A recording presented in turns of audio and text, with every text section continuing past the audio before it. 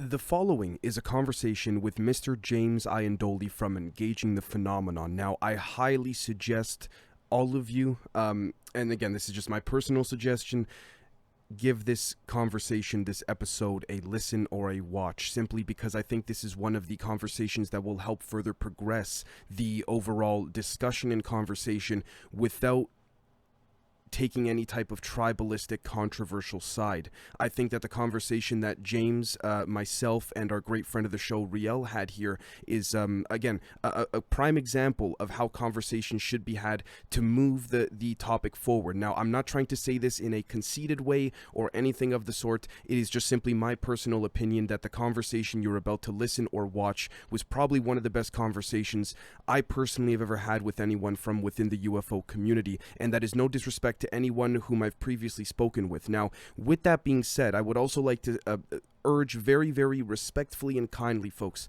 if you would please, for those who have not given it a chance, to support the show at patreon.com/GenerationZ. We don't put up any ads. We don't, as of the time being, we don't sell any type of merchandise or anything of the sort. This is our only way of continuing the show, and it is our only way of continuing to have such conversations with people like Mr. Iandoli, Mr. Colthart, Dan Winter, you name it. And in addition to that, not only do you get to support the show, but you get hundreds of hours of members-only content in return, in addition to access to our Telegram page, to our Discord, many things like this, our 3 times a week group Zoom calls, our research groups, and all of that. And of course, I would not be asking this if I could not provide anything in return. So with that being said, thank you so very much, and please enjoy. All right. Good morning, good afternoon, or good evening, everybody. We are joined today with someone who personally, at least I myself, have idolized for at the very least a couple of years now. And when I got a response from him on Twitter, I was like shocked personally. But James Iandoli from Engaging the Phenomenon. Sir, how are you today? Hey, man. How are you? Thanks for having me on. I really appreciate it. Thank you. Thank you. And of course, we have with us Riel, if you want to say hi to everybody. Hi, everyone. Yeah, stoked to be here. I've been listening to some interviews with that James has had on his podcast, Engaging the Phenomena, and I'm blown away and super excited to just get his insight on a lot of the topics that Generation Z is so passionate about. Awesome. So one of the things, James, that personally, at least in my opinion, that I really, really like about your show is that you take an approach that really is, at least in my view, unbiased. You try and, whether intentional or unintentional, directly and indirectly sort of bring the community together, whether it's, with the CE5 community, whether it's trying to transition that with, people like what Mr. Mellon and Mr. Elizondo are doing. Again, lots of, unfortunate divisiveness in the community. But what do you see right now in the community, in your opinion, that's the biggest distraction, and that people are focusing on maybe too much, and something that people aren't focusing on enough? That's a really good question.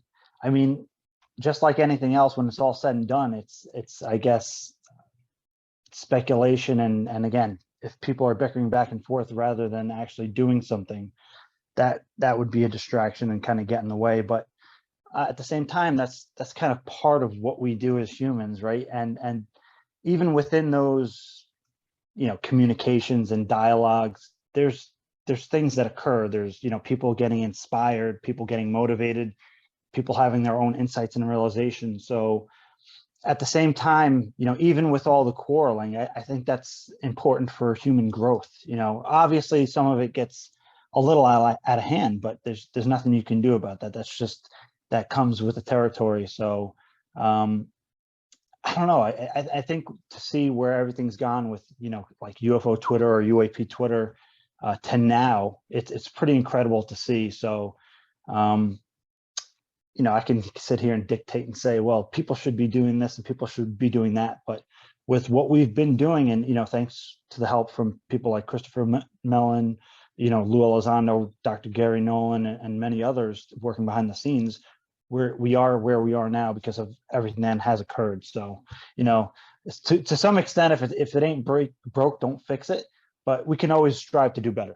Right. Now, what do you say to those that say, for example, I won't get specific, but to those that are critical, not specifically of Mr. Elizondo, but to that whole, I guess you could say, group there, in the sense of people that say, we've been lied to, and to a certain extent, I do understand this. We've been lied to so much for so many years that why should we believe that this group of individuals coming out is the one to do something positive? Now, I know the other side of that as well. If they don't, then who will? Right. So there's that debate, so to speak. But what do you say to the people that go, you know what, Melon, Lou, the whole crew there, they may reveal something, but it's part of a bigger narrative to suppress us? Yeah, that's, I think that was actually more of a constant theme when To the Stars Academy first came out and Luis Elizondo first hit the kind of mainstream. And at that point, there was kind of no defense against that kind of question. But I think we have to look at the track record, right? Look at what these people have done, look at their actions, and look at the results. If that's some kind of gigantic psyop, first of all, there's almost nothing we can do against it anyways. Right. But again, I would say always remain cautious. Don't let your guard down, so to speak, in the sense where you just give them a pass on everything. I would still say, keep them on their toes. But I think personally that they seem to be well-intentioned, at least some of them, right? So there's nothing wrong with being skeptical or even cautious. Again, the history of this subject and 80 years of denial and disinformation, ridicule.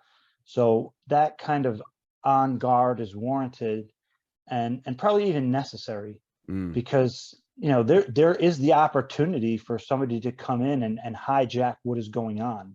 I don't think it's likely given everything that's been built up so far, but again, there's the possibilities are endless. So we do have to keep an open mind and kind of just roll with the punches, so to speak, and go with what's going on. I see what you're saying with respects to, again, if this is one big coordinated psyop by some, let's just say, negatively intentioned either faction of humans or faction of non-humans, if they're that strong, we can't do anything about it anyway. So the best we could do in that case is just not believe them. Right. I see what you're saying. Well, the best would do stick to your guns, do your independent work. I work with CE5 in contact. So I would say maintain whatever,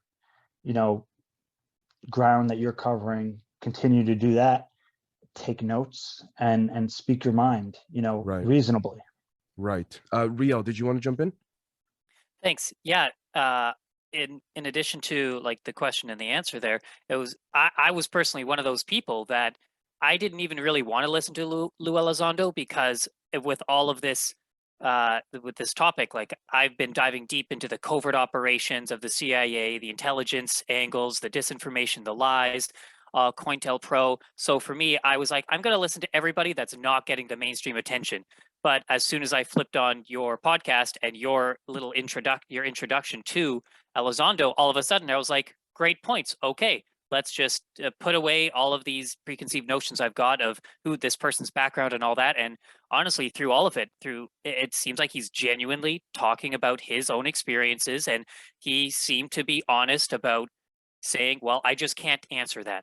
And it's it. So it's like, if we get 90% of the truth, but realize that you still will never get the top of the pyramid of information, that's fine.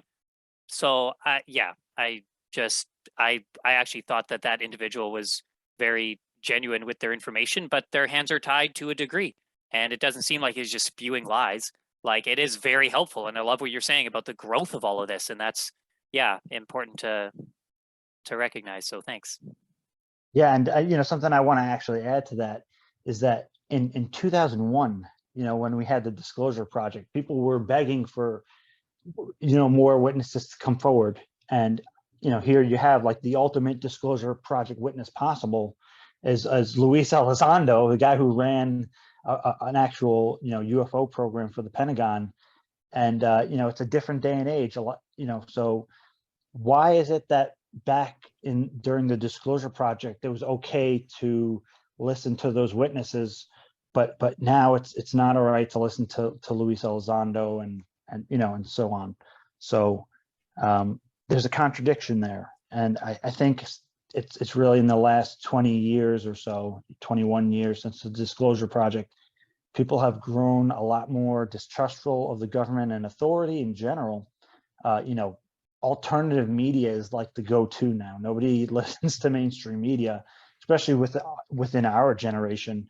So things are different. We're in a different world in several fronts. And on the disclosure front and everything that's going on, we're certainly in uncharted territory, hands down.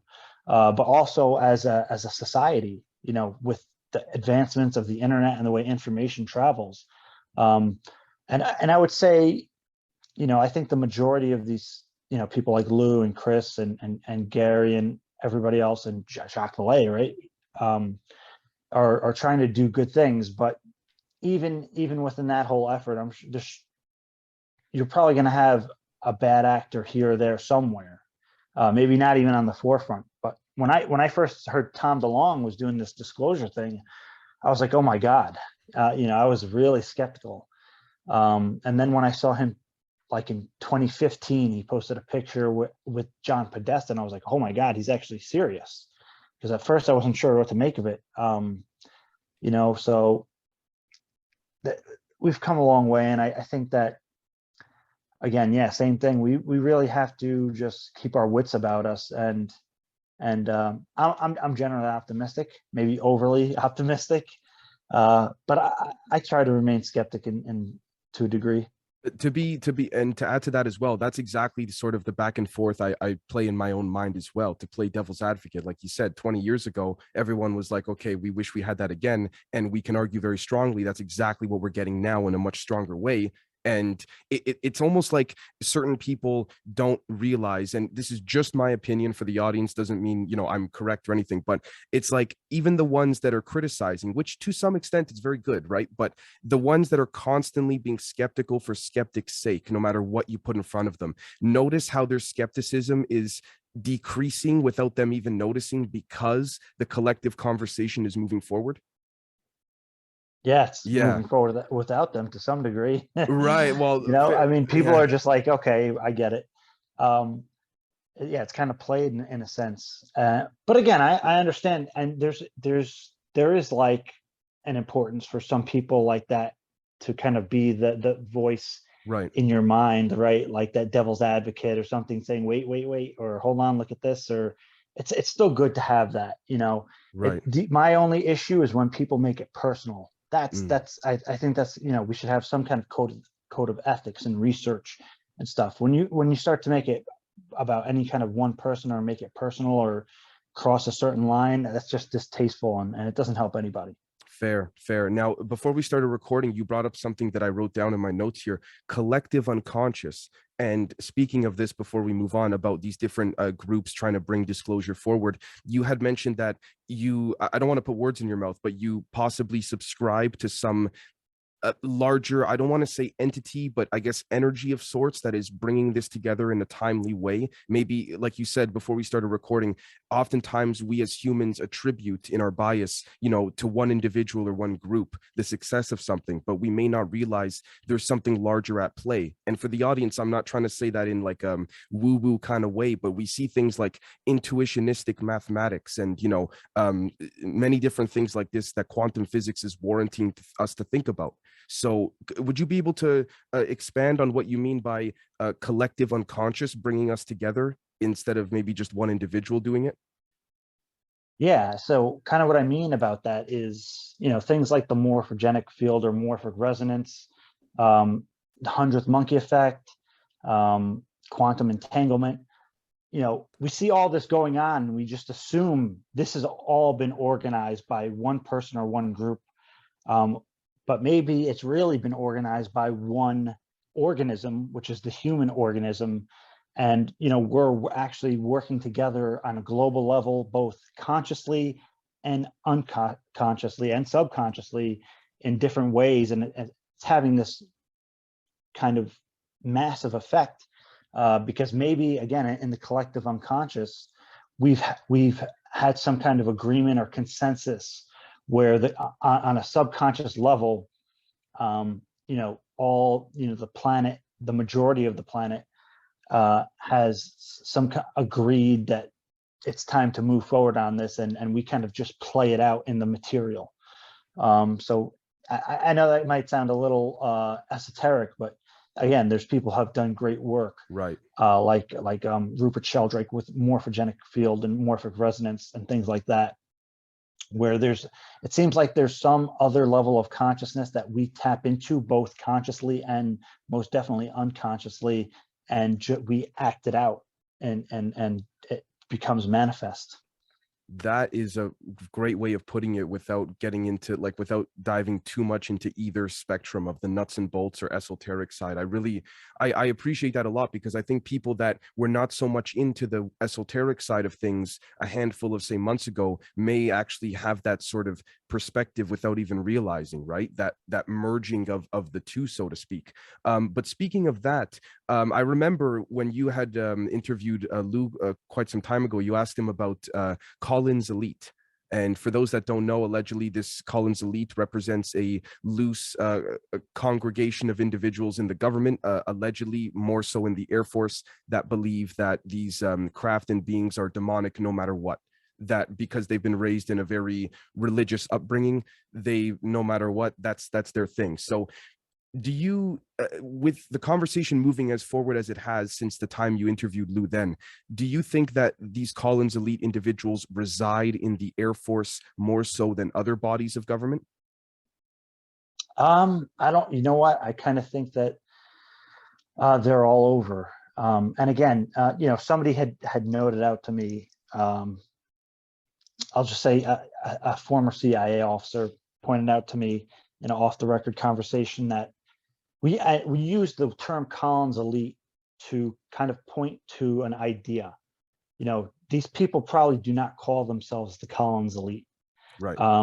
But there seems to be a group of individuals that are, religious fundamentalists, which is, again, that's just part of the human condition. There's nothing wrong with that. Right. But because of their upbringing and their religious beliefs, which are very powerful worldviews and motivators, they believe that the UFO phenomenon represents demonic forces. So I think that these kind of people are all in every organization, every part of the world.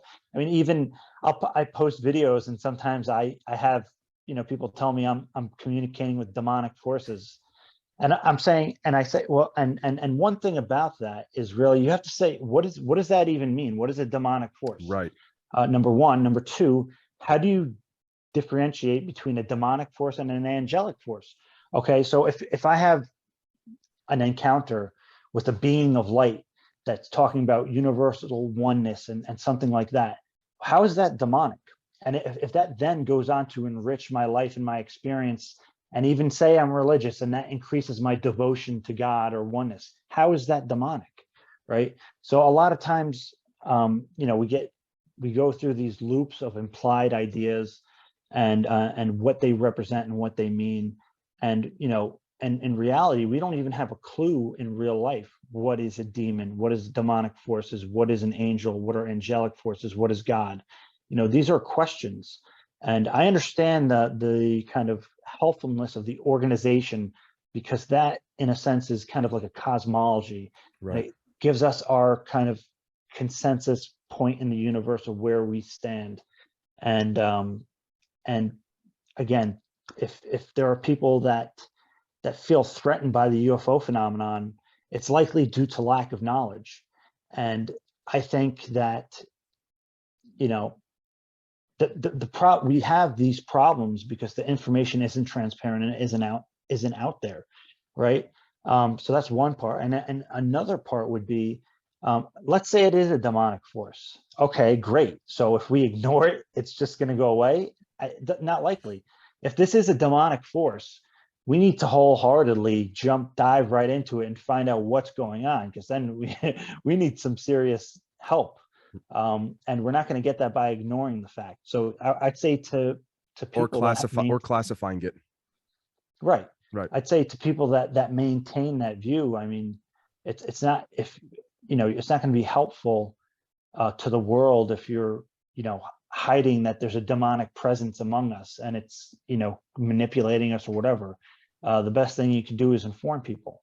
Right. Okay. So speaking of which, Riel, before I get to you, brother, so essentially, I assume you watched the Eric Weinstein Hal Puthoff conversation. Yeah. Okay.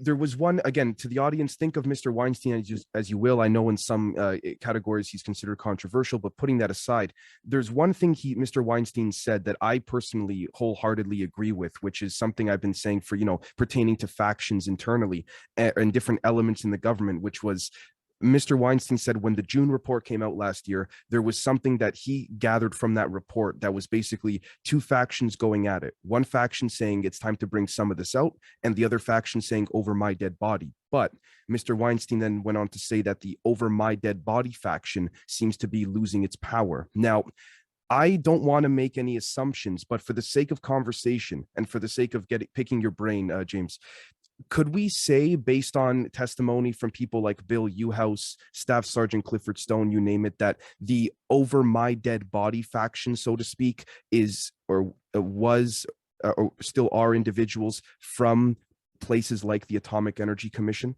that sort of, again, could explain why they're sort of dying out in power because they're simply getting older in age?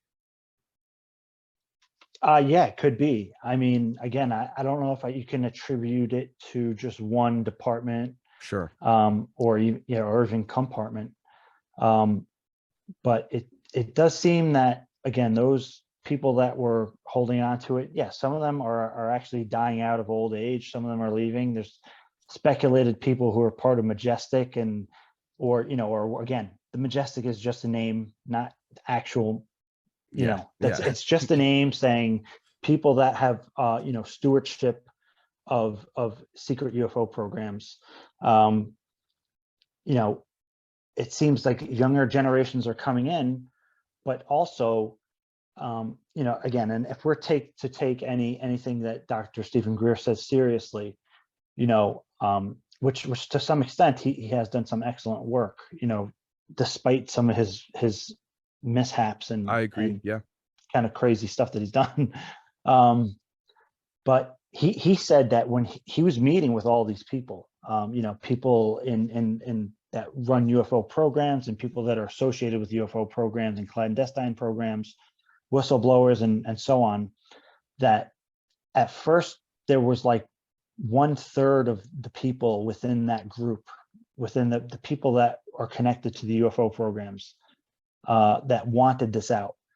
But by the time he finished the disclosure project, there were actually 2/3 of you can call the gatekeepers that decided at least the fundamental reality of this should be put out. Maybe not some of the technology stuff, right? But just the fact that we're being visited by some other form of intelligence, that part of disclosure should occur, because it's too important. I mean, I think it would change our society in tremendous ways, for better or worse. I mean, again, right. Who's to deny that fact from us, right? It's like saying that's like the Earth being discovered not flat. We discover the Earth is a sphere, and somebody's hiding that from us. That's right. Just insane. It would collapse. I mean, but if say, for example, anti-gravity energy were to come out, it would sort of, I mean, the oil industry, arguably pharmaceuticals, free energy overnight collapse, right? So I'd love to get your take on that, if possible. I mean, do you think there's a way to control this dissemination of the tech and the narrative without disrupting big pharma, big oil, or do you think those guys are going to have to fall with this? Well, before I address that really quickly, Sure. I do want to say about those, the kind of secrecy group, the gatekeepers, whatever name you want to attribute to people that have custodianship of UFO programs, that I also think that they had this invisible power, of all the 70 or 80 years of threat, denial, ridicule. And that when Luis Elizondo came out and everybody started to move in on that, Christopher Mellon and those moves were made. And here we have the Senate Intelligence Committee getting involved. Right. Congress people like Andre Carson calling for open hearings. I think that invisible power to a large extent has vanished. I think that it was seen for the ruse that it was under the threats that were made and the people that were harmed in that process, Right. and that they had assumed this a position of power, and they had threatened people and scared people off. And now we see everything coming out, and it seems like they're kind of hopeless. The things are being moved, and it doesn't seem to be much that they can do about it. I mean, I hate to be speaking too soon about that and see this whole thing kind of get sabotaged or blunted, but Knock on wood. I don't see that going back. And again, I think it's out of the box, because academics are getting involved. Gary Nolan, I have academics reach out to me behind the scenes saying, how can I get involved? And, who should I speak with? And again, you have this event coming up, the Archives of the Impossible at Rice University, with Jacques Vallée, Dana Pasolka, Jeffrey Kripal, and a bunch of other, individuals, Whitley Strieber. So these are incredible things that are occurring. And, Germany, I believe a university in Germany, made an official college course for UFOs and UAP. And I've heard behind the scenes that there are several more coming. And this is allowing the academic field to be involved officially. And I think partially what's going on is it's being set up for when the shit hits the fan, so to speak. But again, these are just, I've heard that there's organization occurring behind the scenes, right, and that there's a lot of money that is going to come to kind of support these kind of projects and organizations. But that's one thing. But to get back to your question, I think. Actually, sorry, can I rephrase that question if that's cool? Based on what you said there, sure. the big oil, the big pharma guys, that whole thing there, is it possible that there's a way to synchronistically have the old ones metaphorically or literally die out and sort of bring people from our generation into those businesses that could incorporate this anti-gravity tech in a way that would truly benefit the world? Or do you think that the corruption is too steep for this to happen? It's tough. Being overly optimistic, I'm going to say where there's a will, there's a way. Okay. And we have all these visions in our head of all this catastrophe and how things can go wrong. But generally speaking, we tend to make it through things, and we seem to be pretty resilient. And, we just finally get tired of things, and we just say, okay, let's just do whatever it is that has to be done. So I don't think there's going to be, again, I think there is going to be some internal issues, and there will be turbulence, but I think that there are things that we're going to overcome.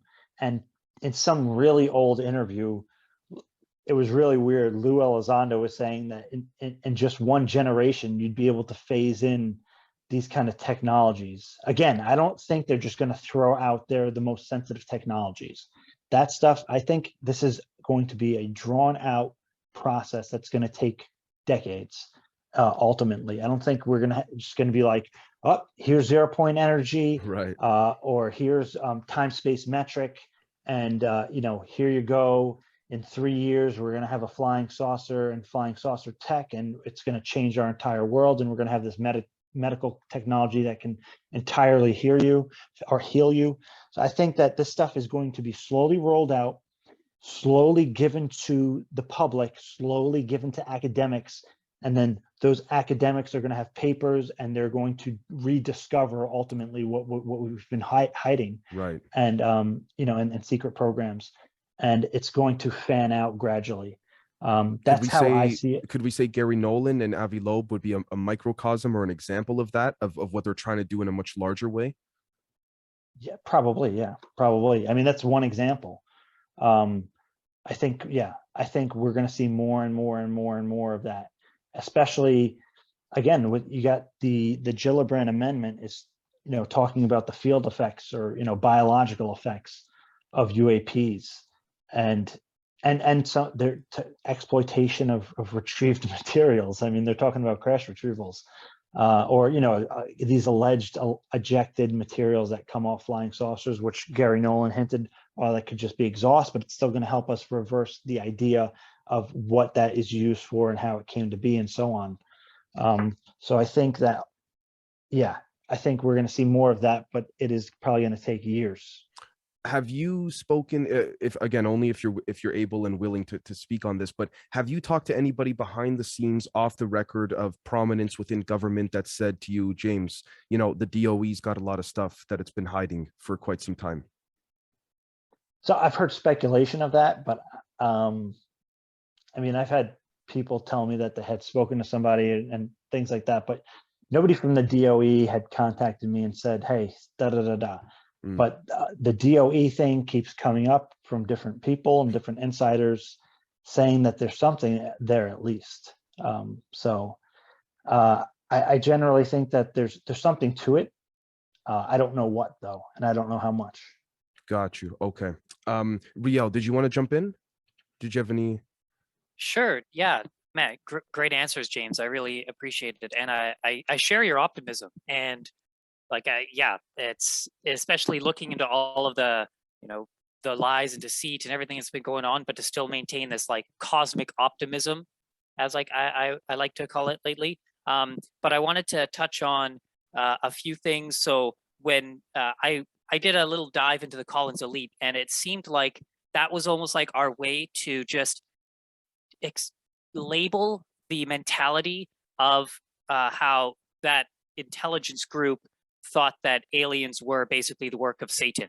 So it almost seemed like that's how we're using the term Collins Elite to describe the mentality of this like Anglo-Christian perspective that's influencing their understanding of the phenomenon. And so I agree. I don't think that they would call themselves that, but that's just kind of like how how we can explain the mentality in that at that time, where they're fundamental Christians, so they understand. So the Bible has a very big influence on how these intelligence officers interpret this phenomena. So I want to get your thoughts on that, as well as in the interview you had with Lou, where he says that he distinguished between threats and hostility.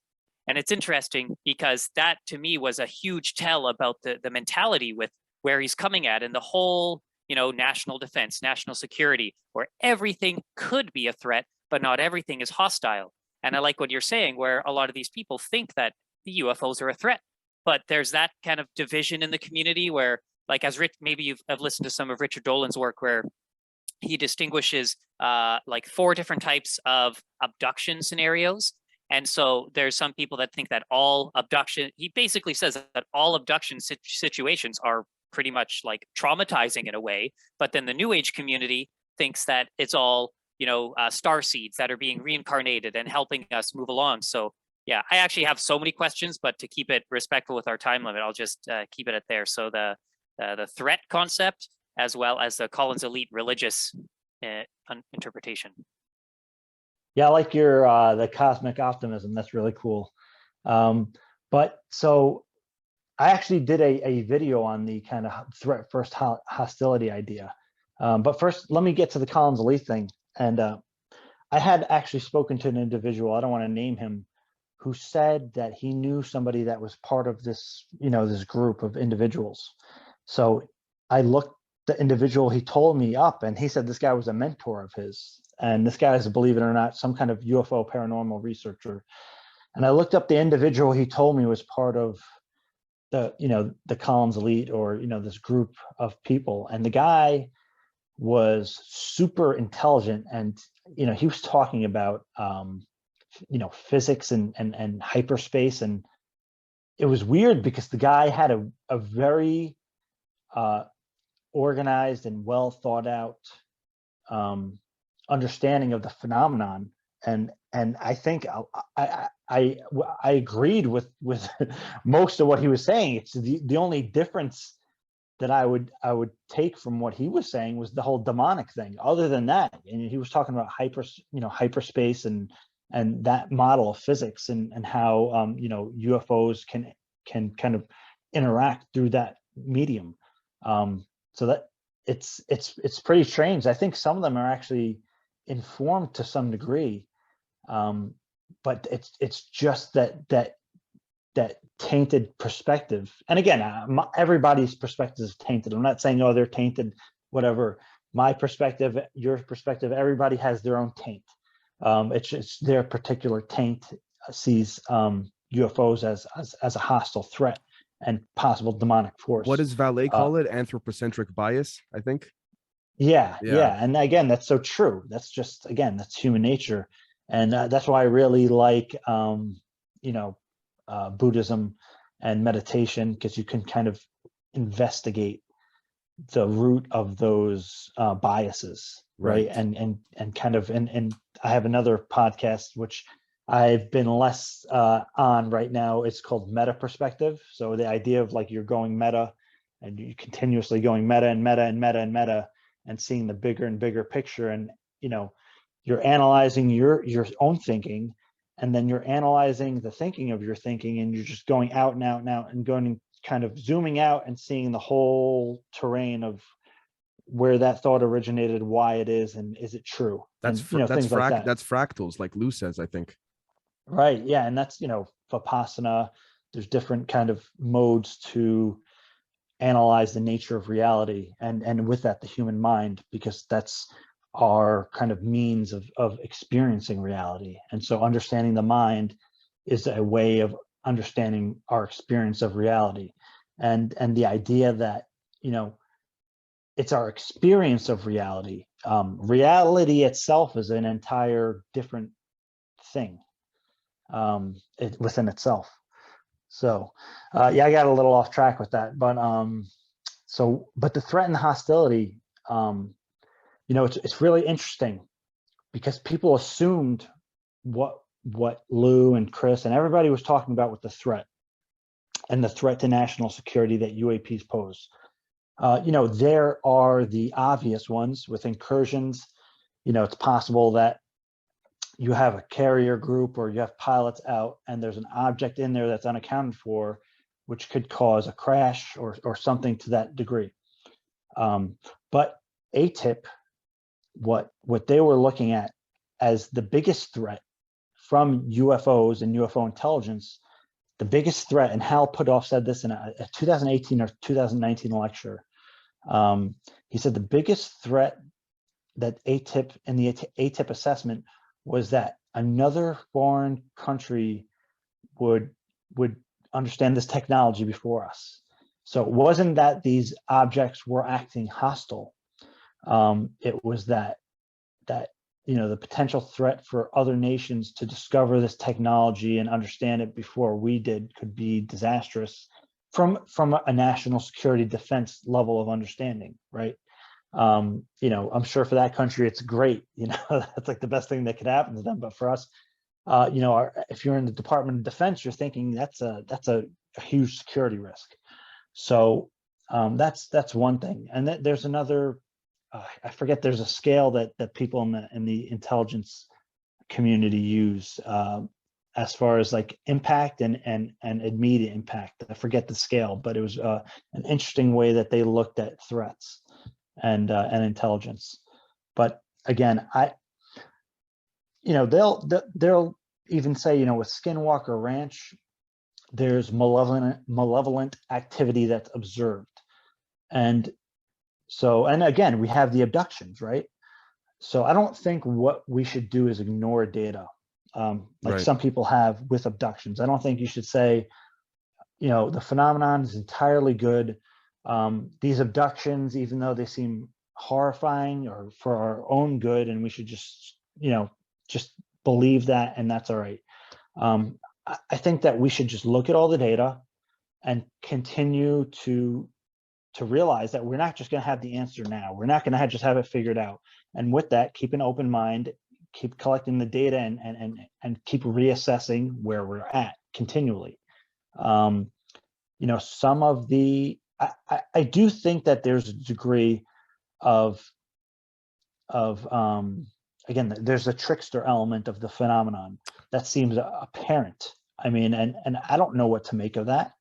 But even with all that data, even Jacques Vallée seems really, I mean, if you look at his control hypothesis, the control model, he's saying that the UFO or UFO intelligence could represent some kind of player in evolution, right? Whatever Right. the UFO intelligence is gradually helping us evolve through what its means and its social effects, its cultural effects, Right. psychological effects.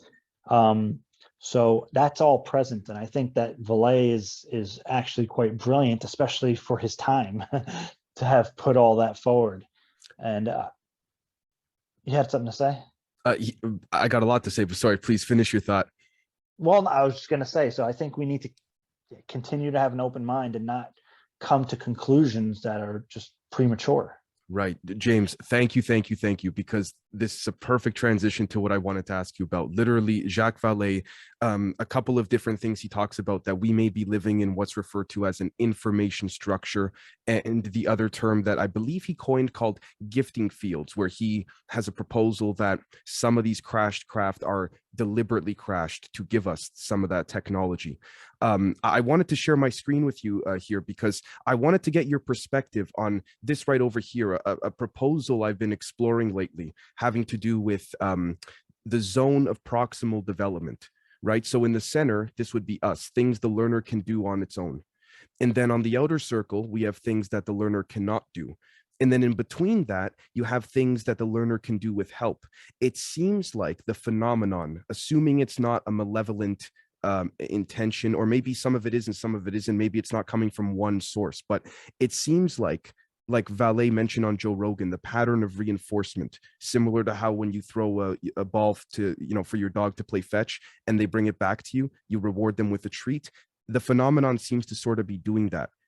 Would you be inclined to agree, or do you think I'm off there? I think you're right on the money there. I think you're right on. And that's funny, actually, because I can say from personal experience that when you work in a group and do CE5 out in a group, you see stuff like this, and it's insane, because it's almost as if, again, if you're doing contact work or CE5 work, that you're being, shown, again, with this model, like this in-between kind of thing where you have your, the phenomenon leads you to your own realizations and insights about reality and the nature of reality and consciousness and things of that nature, and even maybe the phenomenon itself. And some of the experiences where, again, it's really, it's pretty incredible. So I think that probably is, I can't say, oh, wow, you got it right and that's accurate, but I tend to agree with that line of thinking. I appreciate. At least, I was going to say, at least for some of the phenomenon, because like you mentioned, we could be dealing with several different phenomena, and I kind of think that we are. Okay, and this is all right. So this is when it starts for the latter half of this conversation. To some, they'd consider this woo-woo, so to speak, but it seems like, at least in my opinion, not to put words in their mouths, it seems like guys like Vallée, Hal, Pudov, and Lou, they get excited when starting to talk about this, but they kind of stop themselves because it's almost as if they feel the majority of the audience is not ready. But I say, screw it, let's go there, if you'd be interested. So I wanted to share my screen one more time with you, because we see here a couple different things from a gentleman by the name of Charles Fort, who was an American writer and researcher who specialized in anomalous phenomenon. This was quite some time ago. He was born in 1874 and died in 1932.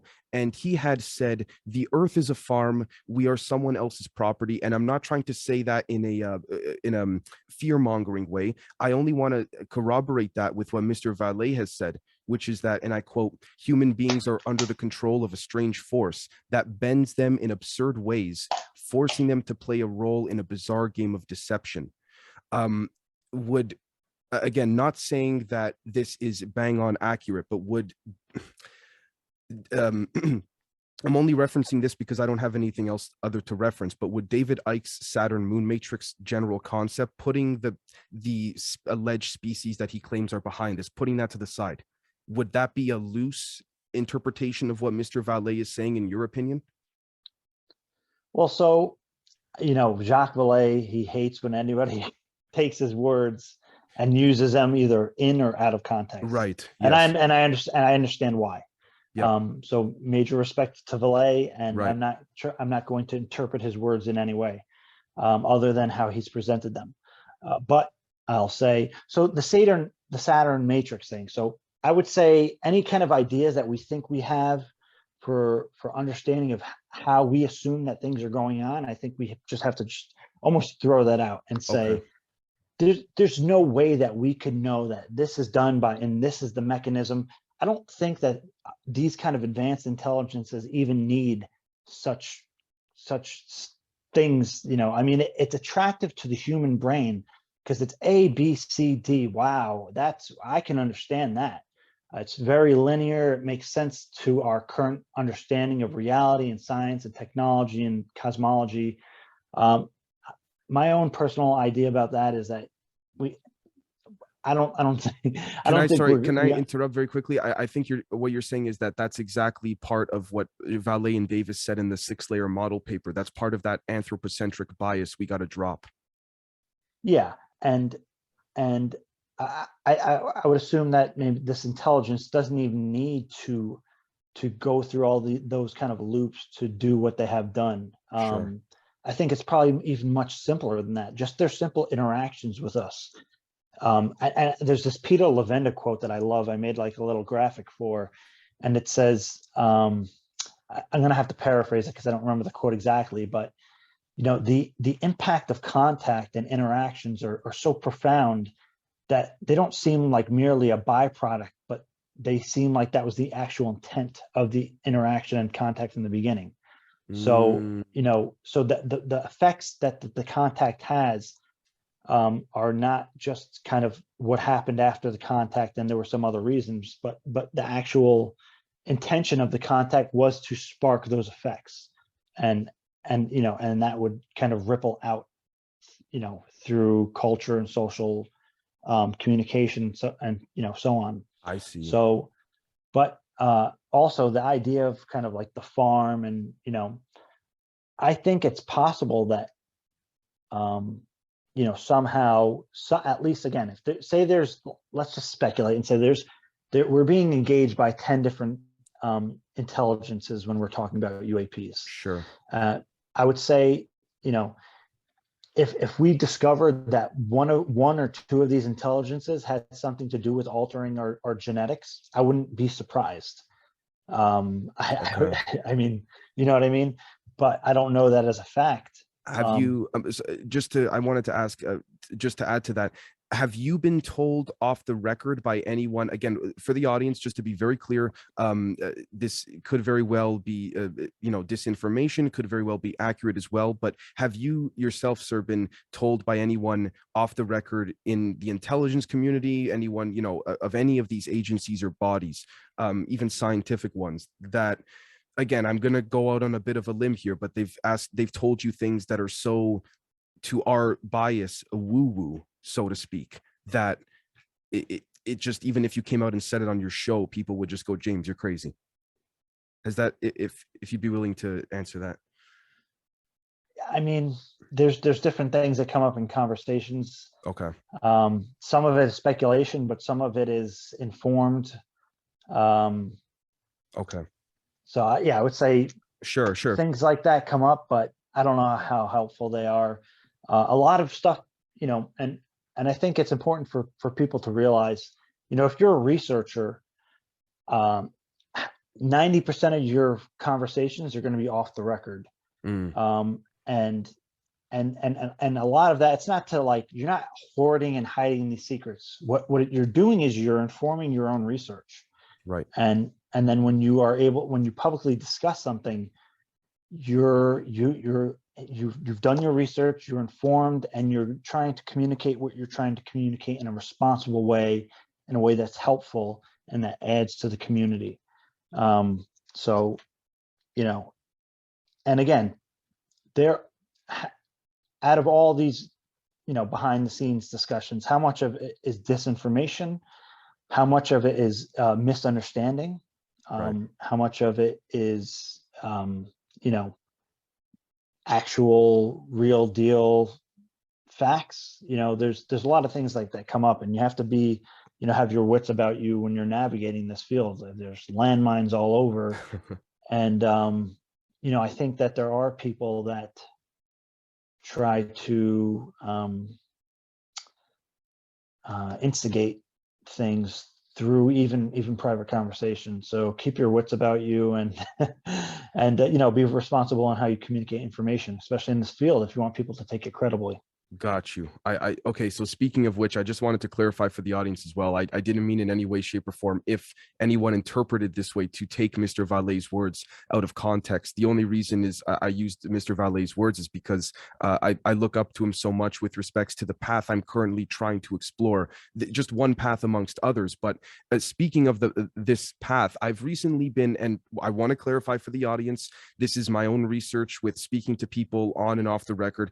I've been exploring the possibility of the world we're living in right now. And some may see this as woo-woo, some may see this as what is now coming to be quantum physics and intuitionistic mathematics and things like this. But that some of this world is physical and some of it is extremely dense, I guess you could say, astral vibrations, so to speak, sort of like, again, simulation theory, but a little bit more complex than that. And the only reason I continue to go down this path for a number of reasons is because it seems like there's something there. And I wanted to ask your opinion on this right here, that I know you've addressed many times in the past, but given where we are in this point in time in the community with the progress that's been made in the last, few years, do you have an evolved opinion on any of these things right here? Because again, this is allegedly, slide 9 from Mr. Mellon's server.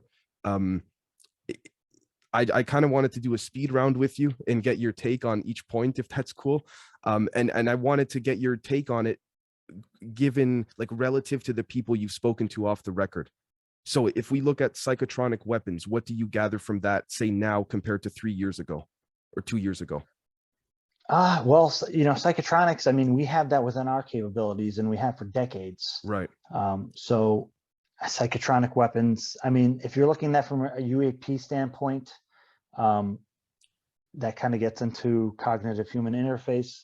There are different ways that psychology and even the thinking process and human condition can be affected by both human and non-human intelligences. When you see alteration, manipulation of biological organisms right here, I don't want to plan to sway your answer. What comes to mind nowadays based on, again, your research, off the record conversations? Well, I mean, you could just, that could be simpler than we might consider. Sure. I mean, again, we know that there have been the biological effects. So even that within itself, and what that's doing is establishing that there's a physical reality to these objects, and it's not just kind of like a glitch or a hallucination. If you have biological effects and alterations to genetics or biology with these objects, that means that they're physically real and they have physical effects. Right. Do you take any of this as a potential shape-shifting or no? I think they're probably talking about like the Kit Green Dird. Gotcha. I think again, if I'm looking at the slide and I'm reading these things, I think my own assumption, and considering who could have possibly written this slide, prepared it, is that they're listing things out and they're actually being pretty conservative, actually, and they're wording it very cleverly. And this is just to show that, establish what is real from the study. Okay, I see. And yeah, actually, I'm just going to ask you straight up because I don't want to put words in your mouth. So penetration of solid surfaces, what do you take that as? Oh, that's transmedium, Okay. So they're talking about, there's cases where UFOs go through solid objects. Right. It's been observed for decades and it's baffling, but it also, that's almost more incredible than some of the maneuvers that the objects are performing. If you have some solid object that can go just right through another solid object, or, you know, again, water and space. You're able to kind of navigate all those, you know, different terrains seemingly, you know, with ease. That's a pretty incredible capability. Right. And when we see anomalies in the space-time construct, could that be connected to the transmedium perspective with respects to maybe again conversations you've had of people saying, you know, this stuff can really make you see things that may not be there, and so on and so forth? Just my own interpretation of that. Mhm. And you know, I can't speak for the author of who put the slide together, Right. but is that, you know, the maneuverability of the crafts don't seem to just merely be, you know, the object moving from A to B in a linear way being propelled. There seems to be something going on. So to me, that kind of reminds me of how put off space-time metric, where the technology implies that there's some kind of alteration of space-time to create these effects. Right. Right. That's kind of how I'm reading that. And again, I'm interpreting that. I don't know if the author of that slide intends it to read like that, but he's probably a much smarter guy than me. Right. I've also, even just for the sake of on my end, I've interpreted that as well as the way you have, in addition to one amongst maybe possibly infinite possibilities of how the Right. craft would work. Maybe the craft is just one of God knows how many ways operating on a certain frequency that they want us to see them as, but that frequency is I guess you could say operating on a wavelength that would allow for, again, transmedium, would allow for doing those types of things. When you look at this, do you, again, I'm not trying to push my own perspective on the audience, but do you see any connection between these and what you've been told off the record as a researcher, in terms of, like, you know, James, what, you know, what we think is physical may not necessarily be physical all the time? Do you sort of make those connections as a researcher in your mind, and again, in your own interpretations? I don't want to push any views onto the audience.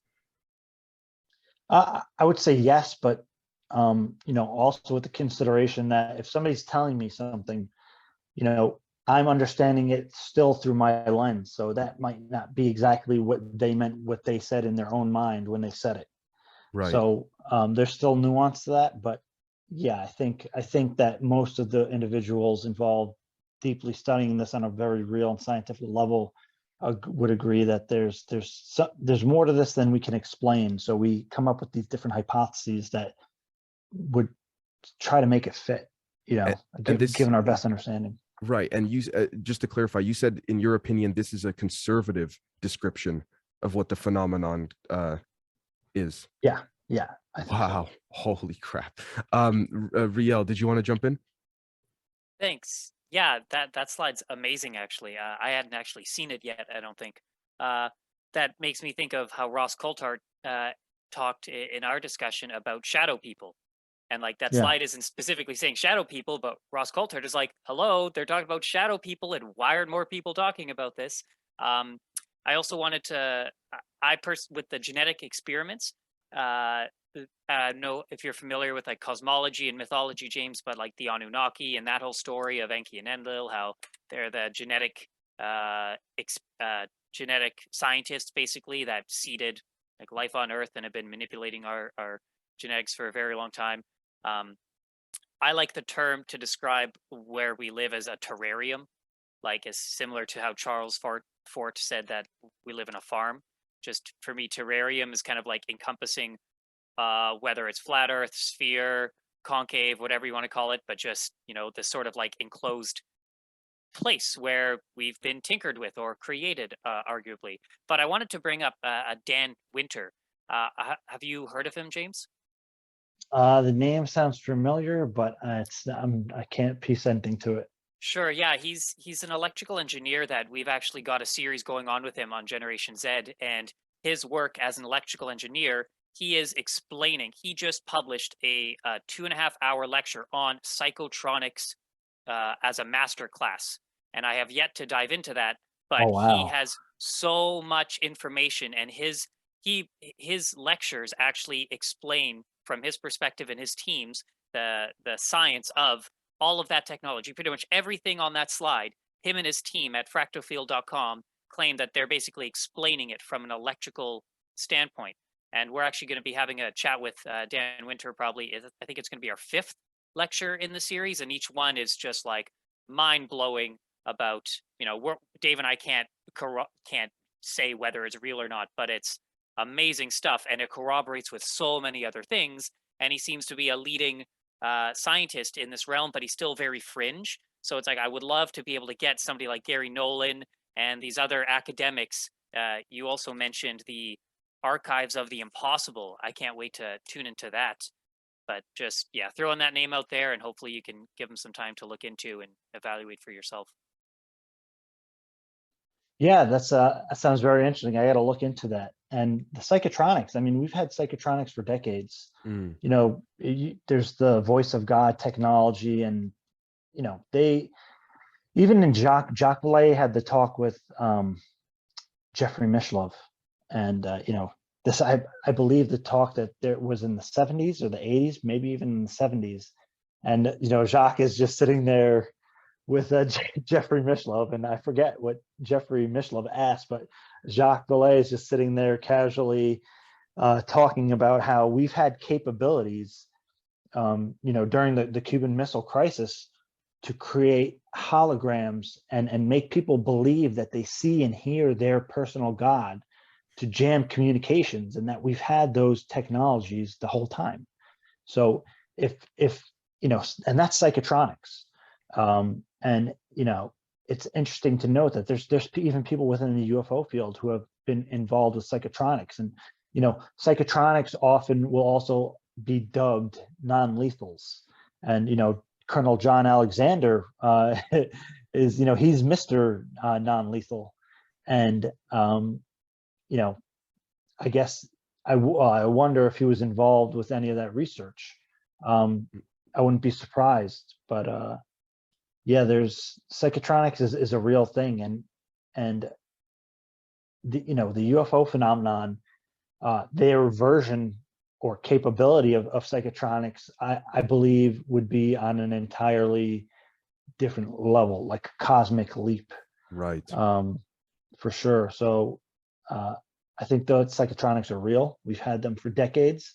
I don't know to what extent they're employed, but it's I guess it comes up in the UFO question for several reasons, but that's probably a whole nother discussion. Right. Last couple questions before we wrap this up that I've been really eager to ask. Again, I want to give sort of a pre-warning to the audience that this is, again, what people like myself, people would like Mr. Iandoli and others, and even yourselves in the audience read or are told could be misinformation, disinformation, or could in fact be true. But would you be willing to speak, James, of anyone you've spoken to off the record, or maybe a multiple of people that have said, James, we got X amount of species, for example, that are coming and going, visiting the planet, so to speak? So in my experience, the most credible people off the record will not make a statement like that. Okay. The most credible people, and what I say by credible is I can look at their bona fides, I can look at their background, I can see they're still employed with those organizations, and so on. The smartest people that I've encountered say, we don't know. Okay. Fair. So, Fair. again, yeah, that's been my experience. And if somebody starts telling me that they know this and they know that, and this is why, I'm actually more hesitant to take it at face value, because again, the smartest people I've probably spoken to, they only have the ideas based on what evidence has been collected, but they won't say for sure what it is, because they don't know. Right. And I don't think that anybody really knows that's out there talking about it publicly. I agree. even, you know, you have the individual Tyler from American Cosmic, you know, still active duty, super, you know, kind of in the loop, so to speak, to some extent. And you don't, he hadn't said anything like that other than his own kind of beliefs of this is a kind of benevolent intelligence that's interacting with us. Okay, right. I really appreciate that response, because it's like it reminds me of a quote that Staff Sergeant Clifford Stone said to Project Camelot in 2006 or 7, when he said, "You're told only what you need to know, but you end up hearing more than you should, but you don't know it all. And anyone who says they know it all is lying." That's, I take that personally as it's possible there may not even be one or a handful of humans that have that really know what's happening to this planet. And I even would dare to say that the ETs themselves probably don't even understand all of life, so to speak. Granted, they're probably way far ahead of us, but that's part of the process of it all. But I wanted to ask your perspective on ZODIAC. Is that just to clarify, in the way that you interpret it based on your research and all that, and the people you've spoken to on and off the record, is ZODIAC the newer version of Majestic 12? Or what do you see that as? Because allegedly there's this whole speculation that ZODIAC split up into two factions. Again, allegedly the factions we've been speaking of, one that wants to bring this out, the other one that doesn't. What do you take from that when you read and hear these things? So at this time, my kind of gauge of that is it's much more complicated than that. It's not just two factions. There are different groups, different compartments. They're all trying to do their job. Most of them don't agree with each other on a number of things. And again, we use the ZODIAC. It could be a real name, right? Even Majority 12 could be a real name. But when we use these terms, it's like people have a means to debunk such a thing. When we're really, more importantly, pointing to something that's going on, a particular phenomenon. And when I say particular phenomenon, I mean a group of individuals that are working, you know, together with each other to conceal, classified programs. So I think that there's a number of these different programs, and even Luis Elizondo, he basically gave out the answer. He said legacy programs, and he explained, if you look into what a legacy program is, it's it's a program that when it was formed, it was citing a particular law, of national security or what have you, and because of that, they were able to basically shield themselves in the name of national security. So I think that there are probably dozens or many of these different programs, and again, they're siloed, and that was the big problem. So I think the kind of bigger issue with all that is that you have these programs that aren't communicating with each other. They're not communicating with the Senate and the Congress, and you have this compartmentalized, fractured or compartmented mess of things going on that's disorganized. And on top of that, you have even more secrecy and the campaign of ridicule and denial that has gone on that perpetuated itself. And even if that program was stopped at some point or lessened, we have kind of kept it alive in a sense, which again, it's not of anybody's fault other than the people that put it into place in the first place. It's just how it rolled out. But and then, sorry, yeah. could we argue that based on that initial silo or set of silos and compartments and departments that went rogue, so to speak, that basically as their successors sort of picked up the mantle in terms of careers, it could have gone to the point where the ones in those compartments now don't even realize they've been enforcing a certain agenda? Possibly, or maybe some of them are thinking that, like, why am I even withholding this? I mean, Right. I think those people were probably chosen, right? So you pick somebody who you think is going to do the right thing, and for them the right thing is maintaining national security. I don't think the people that are withholding these programs are doing it to you know, to trick and deceive people. I think that these are probably people who were brought up a certain way, who are trying to do the right thing, and they are stuck in a black hole. And people like Lou Elizondo, Christopher Mellon, and everybody else are giving them the opportunity to make the right choice. I see. Okay. Now, final question. We had spoken beforehand. I'd asked if I could ask kindly about your any personal experiences you've had. Would you be willing to share any by chance? Oh man, how much time do you got? Oh man. No, that's I mean, I have a lot of experiences. You know, both I have several prior to my involvement with CE5, Mm, and then I have other ones that took place after I got involved in going out and trying to initiate contact through, you know, contact work and what we call the CE5 initiative. right. And just for people listening, you know, CE5 is bigger than just Dr. Stephen Greer.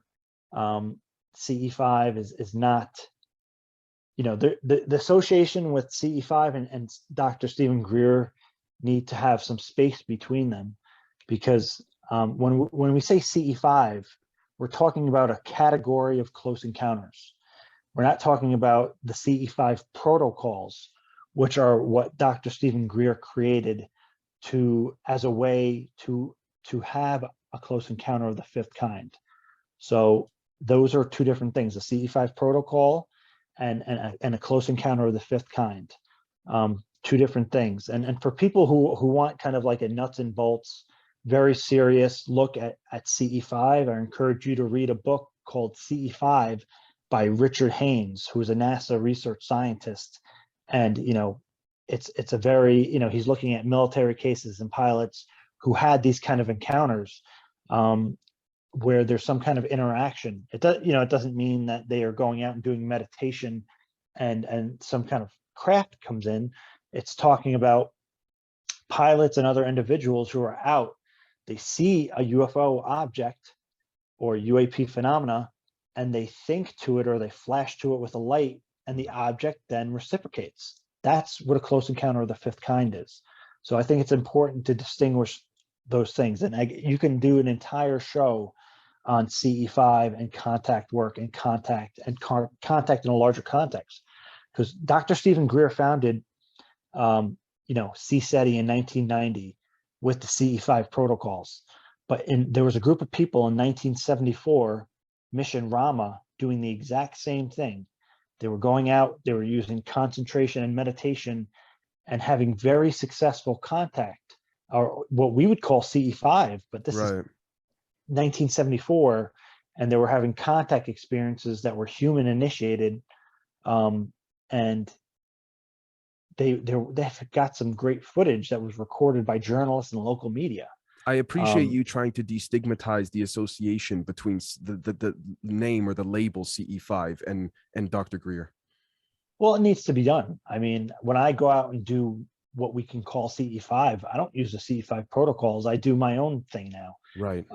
But I do think that Dr. Stephen Greer's work with the CE5 initiative in the early days was critical, was very important, was historic.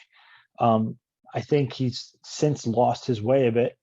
Even though I have to admit, when he made the CE5 film, it blew the idea of CE5 up into the collective consciousness like no other. Right. And you know, we have him to thank for putting that out there in that way. It wouldn't have been done without him. So you know, credit where it's due. Because now millions of people are aware of the idea that a human could go out and initiate a close encounter if they want to do so. And here's a kind of a basic way how to do it. Right. So I think all that is important to distinguish when you're talking about CE5 and contact work. You know, there's other individuals like Dorothy Ezat. You know, she has a fascinating story, and I think she's one of the most credible contactees or experiencers. I think her, you know, the way, you know, she wasn't put into the UFO community too much and distorted, her story was able to be preserved, as Dr. J. Allen Hynek told her to do, basically, when he came by to investigate her case. And, you know, she was sitting down one day and doing a meditation, and then boom, she has this contact experience. And she had ongoing contact from that point, and lots of, you know, videos and footage of that, which was incredible. But to get to my own experiences, wow, yeah. I mean, I don't know where you'd want to start with that. I mean, if or something. whatever extent you'd be willing to share. I mean, I've personally been vocal about one I had a couple weeks ago, at least what I thought I witnessed, maybe could have been hallucinating, but an orb sort of come into me. Then I felt a sense of pleasantness and happiness. I've had experiences where I've seen craft outside my apartment. I get a laser pointer and I point it at the craft and it starts to jerk based on when I point the laser at it. I guess just, yes, anything of the sort that you may have had an experience with. Yeah, so I will tell this one because it was kind of the part of the beginning of my journey, and it demonstrates a kind of crazy synchronicity, which is heavily involved in the UFO issue. Synchronicities are almost like a language in a sense, and a way of communicating within itself with the UFO phenomenon, and maybe even higher realms of consciousness and reality, and the way we interface with it. But when I was very young, I had encounters with entities, which I interpreted as frightening.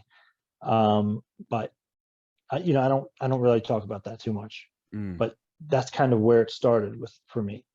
Got you. But then where things really picked up again for me was in 2007, and I was working this overnight shift, and an individual that I was a coworker, you know, before I left my shift in the morning at 8 a.m., a coworker who was very kind of like agnostic, skeptical, you know, not into kind of fringe subjects, randomly said to me, "Hey, did you hear about the UFOs in Mexico?"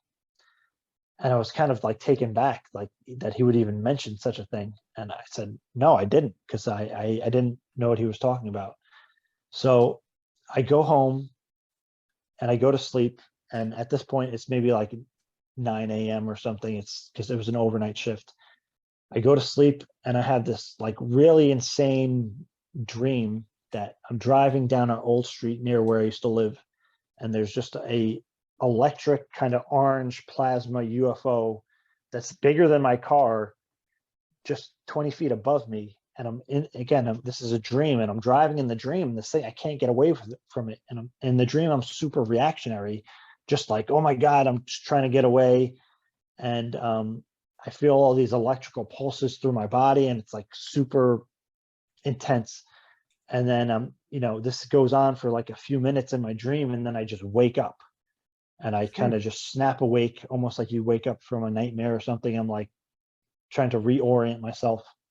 Wow. And then a family member comes into my house and they say, "Hey, did you hear about the UFOs in Mexico?" And I was like, you know, F this, basically. Yeah. This is bullshit now at this point. And I'm just going to go out, and there's a Chinese place that I used to go to all the time. So I'm like, I'm just going to go get something to eat, because, you know, I was like, I don't know, that to me kind of like did it. Right. So I get in my car and I start driving down the street, and within 200 feet of me driving, and again, this is at this point, it's like 3:30 or 4 p.m. in the afternoon, perfectly clear blue sky, and I just see a fireball in the sky. And it wasn't quite the size of a dime, but it was very large. And I thought to myself, holy shit, that's a effing UFO. And as soon as I thought that, it started to move, you know, because it was stationary. And I was like, yeah, exactly. And I was like, what the? Okay, can I just clarify, because for the audience, I've had this as well. When you think something and the craft responds, there's a feeling that's unexplainable, sort of like a similar feeling you have with a pet that I don't know how to say, maybe I'm wrong, but I don't know how to explain it. It's like, you know, it is responding to you. Does that make sense? Yeah. Yeah. And on some level, I think when we're interacting with the phenomenon, Right. there's a sort of entrainment going on. And if you look up the term entrainment, it's like, say you have kind of one kind of thing and another thing, Right. they kind of sync. Yes, yes, You know. exactly. I've had instances where my cat, for example, in my apartment, when I'd see the craft at early wee hours of the morning, get really happy as the craft got closer to my Yeah. apartment. Like certain emotions it would project, that it was like, my cat only gets this happy when I give it a treat type thing, right? Yeah. So, Well, but and then yeah, I was gonna say, but anyways, for that story though, the object, I tried to chase it. I could never. I tried to chase it. It just eventually moved until it was out of sight. But it was this just orange fireball globe, and I chased it and I couldn't. It eventually got out of sight, and that was it. But that one experience was the first of about 3 experiences that transformed my entire life, basically. wow. But what you were saying about the the interactions with the craft and stuff, just maybe 3 or 4 weeks ago, I was outside and I said I'm going to do kind of like a CE5 connection or contact really Sure. quick, and I did this weird almost like ZODIAC approach, non-duality. I put myself in this kind of space of non-duality, so to speak, with the intention to connect. But before I did that, I looked at the entire sky. I was looking at all the stars and seeing where everything was, and I saw this one object I assumed was a planet. But then I did this like 2-minute, 3-minute connection sequence with this kind of, being in this non-dual state, if I can use that terminology. Sure. And something, I said, you know what, let me look back at that object. It was like, I don't know, something about it spoke to me. So I looked at the object and I thought, if you're them or something, move. And sure enough, it started to move. Whoa. But the object was there stationary for several minutes before I started this So sequence. it couldn't have been a balloon, in your opinion? No way, no way, no Well, way. Because and then it just disappeared. wow.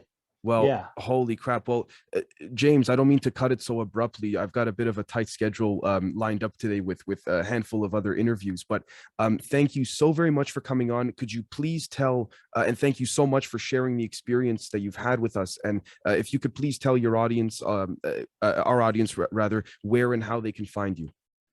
Yeah, you can find me engaging the phenomenon anywhere. So on YouTube, engaging the phenomenon on Twitter, engaging the phenomenon on Spotify and podcast platforms. And yeah, that's about it.